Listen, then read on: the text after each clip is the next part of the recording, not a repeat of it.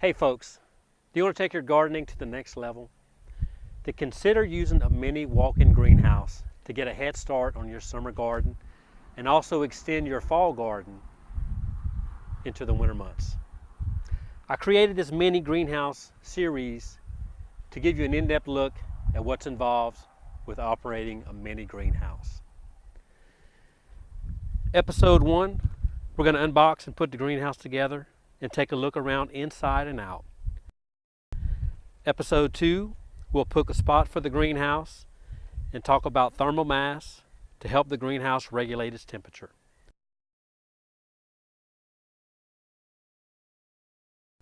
Episode 3, we'll talk about automating the heating and cooling of the greenhouse. So grab some coffee and let's get started.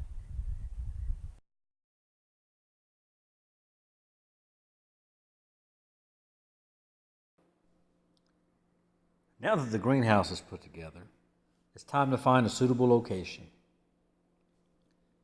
In the northern hemisphere of the United States, it is extremely important to locate a southern-facing area. Here, I find an area on the side of my house and decide to bring in a little bit of dirt and use a level to make sure it slopes away from my foundation. With the site picked, it's time to get to work adding the floor. I'm choosing to use bricks to act as a layer for thermal mass. Let's stop here and talk about thermal mass.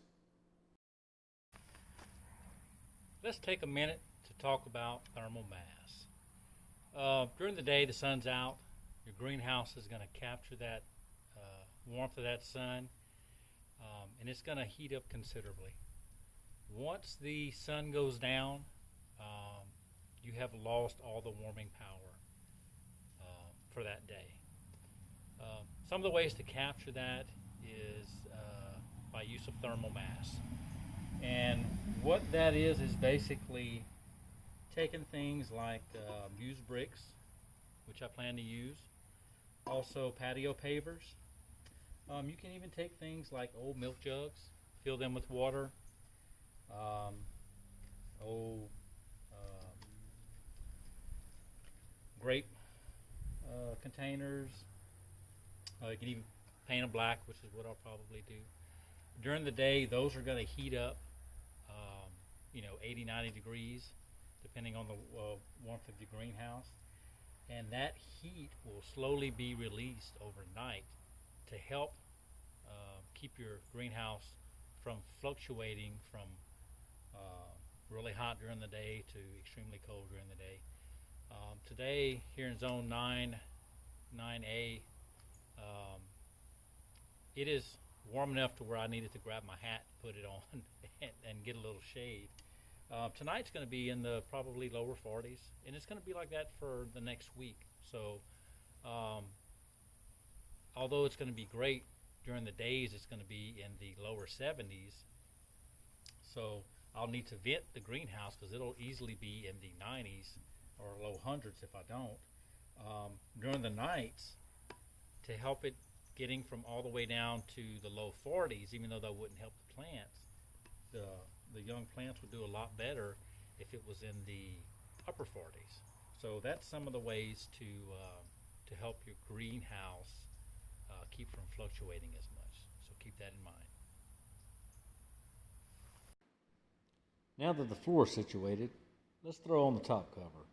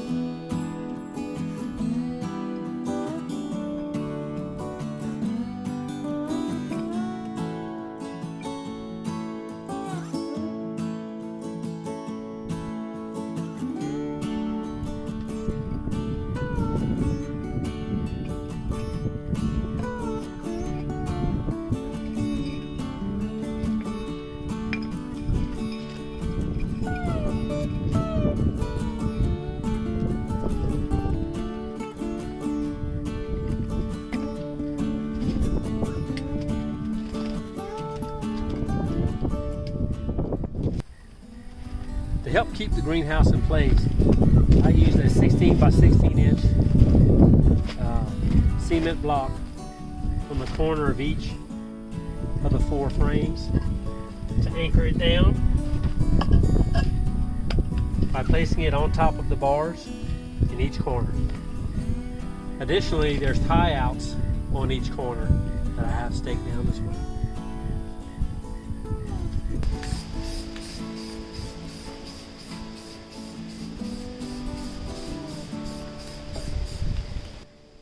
Here I'm using a spray can that also binds the plastic.